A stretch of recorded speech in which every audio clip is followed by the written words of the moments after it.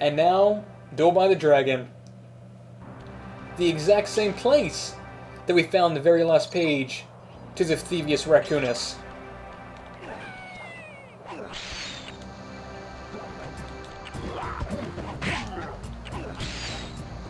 And it's a 2-minute map too. This is going to be great.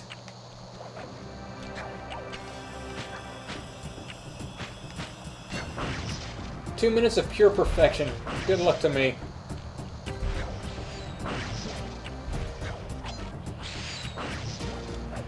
Well, at least I don't really have to worry about Carmelita Fox because her lasers are so friggin' slow.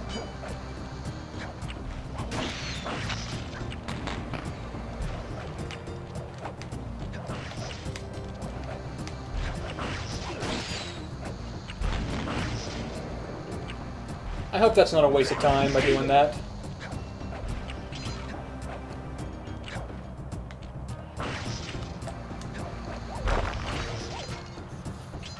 Huh.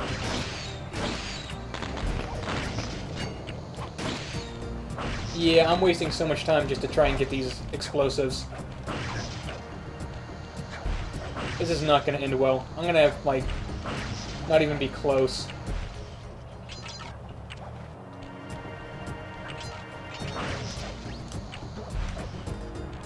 Well, at least I can save some time by doing that.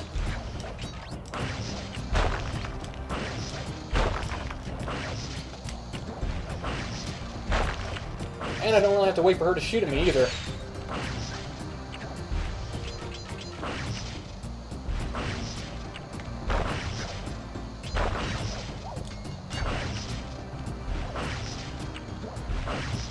One minute left. Is that enough time? Yeah, I hope so. And wow, I almost jumped off that edge. Come on, faster!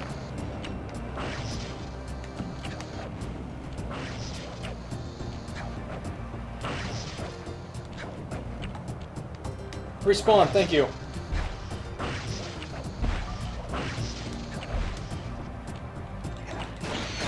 Come on, right there, blow it up!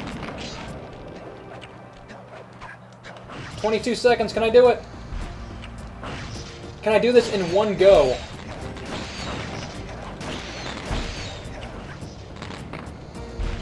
Oh my god. I did this in a single go. One attempt. One shot. One kill. Sniped. With 10 seconds to spare, too. The very last sprint run. The easiest sprint run. One shot. Can you believe it? I'm amazed myself. Holy crap. Victory! Now let's see what our final reward is for getting all of the sprints done. Excellent, Sly! You've beaten all the Master Thief sprints and unlocked all the designer's commentary. Check out this fascinating behind-the-scenes movie.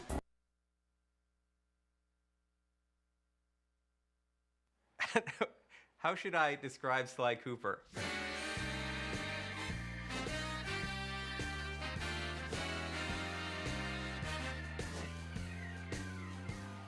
He's charismatic, Suave, debonair, Cool, slick, fast, stealthy, athletic, just a daredevil. Sly Cooper is charming thievery. We started with the idea that we wanted to do an action game where the primary character was a thief. The choice of a raccoon was a pretty natural fit in terms of, you know, obviously the mask being in place, being, as Dev would say, a creature of the night. We very early on wanted to make a game that looked and felt like a cartoon, but was one step closer to realism rather than flat and graphic. We started experimenting with different ways we could bring this character to life, cell shading, how to make it feel like a cartoon but still feel like a great 3D game. We want it to actually look like it was inked and painted. And we want the backgrounds to be, you know, really lush and have a painted look, so it looks like it's a living animated episode that you've been thrown into. When you look at the game, initially, the first thing that draws you in is the beautiful art style and lush, very, very lush look of the environments. But when you actually play the game, The gameplay itself is lush as well.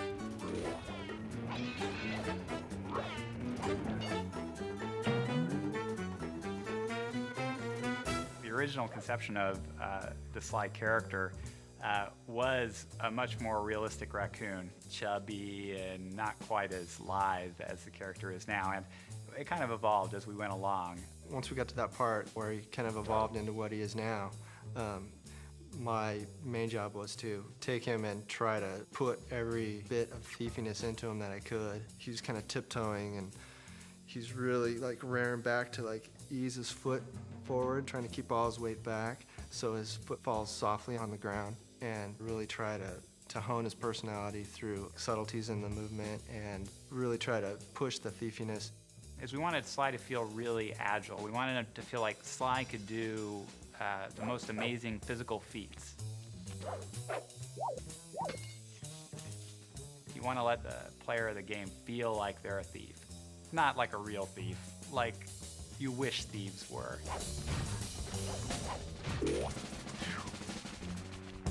Sly Cooper's story is really cool. He comes from a long line of super raccoon thieves.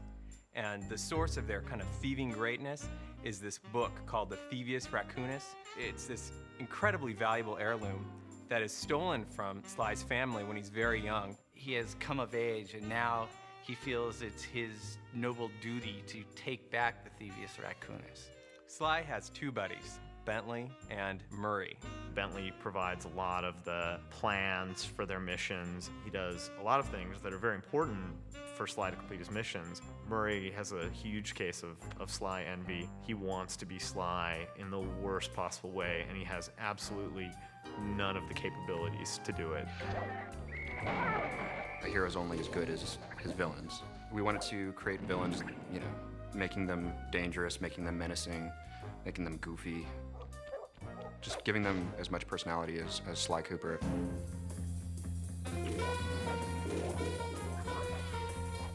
It's a super high bar being in the action-adventure category. I mean, all of the greatest games, the best games that are out there are all action-adventures. The genre is such that you have to really excel in every single phase of the game. Going from saying Sly should be sneaky to actually having him feel sneaky in the game is hard. You have to start and you have to get the animation right, then you have to figure out how the engine's going to play the animation and how it gets affected by where he is and what he's doing and how the player can feel in control at the same time. People are doing shoot-'em-ups and things with, you know, big weapons and things like that. And this is all about character. So you can get the feeling of, you know, I am Sly and I'm sneaking around. Anytime we can exploit anything in the environment, build it in a way that, you know, as Sly's running over, it might seem more stealthy. We completely exploit that. And our golden rule is whatever is thiefier wins.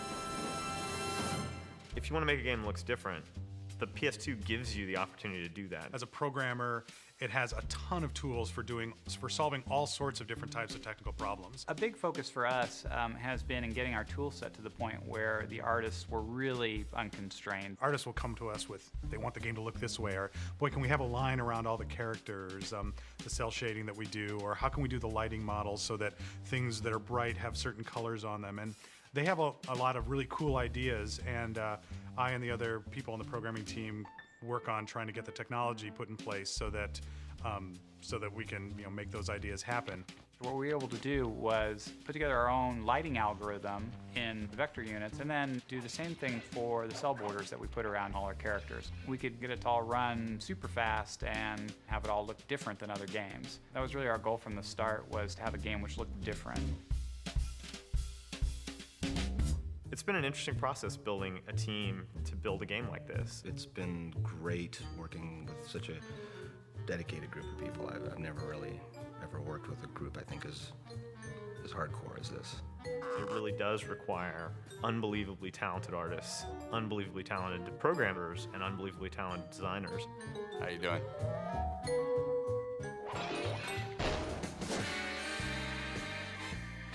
The designers, I think, have done a wonderful job of giving players the experience of sneaking and being a thief, and at the same time making the designs accessible to people so that you don't need to be a super gamer in order to play it, although there are tons of things that are in the game for those people. We're making a game that anyone can play.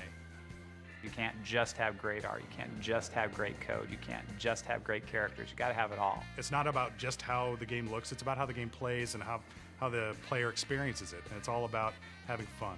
You can make a really cool character, but if he's not fun to play, it's not worth doing. Sly is cool, he's collected, he's adventurous. Sly is Sly. It is not a misnomer.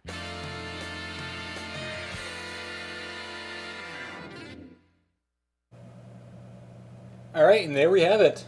The behind-the-scenes commentary for Sly Cooper. 100% run in 12 hours and 31 minutes. So remember, when the Sly Cooper collection comes out for the PS3, definitely try and pick it up. These games are definitely something that everyone should have in their PS3 library. As for me, I still have the other two Sly Cooper games to LP, Sly 2, Band of Thieves, and Sly 3, Honor Among Thieves. So watch out for those LPs on my channel in the near future. This has been ECWCWWE playing Sly Cooper and the Thievius Raccoonus. Adios.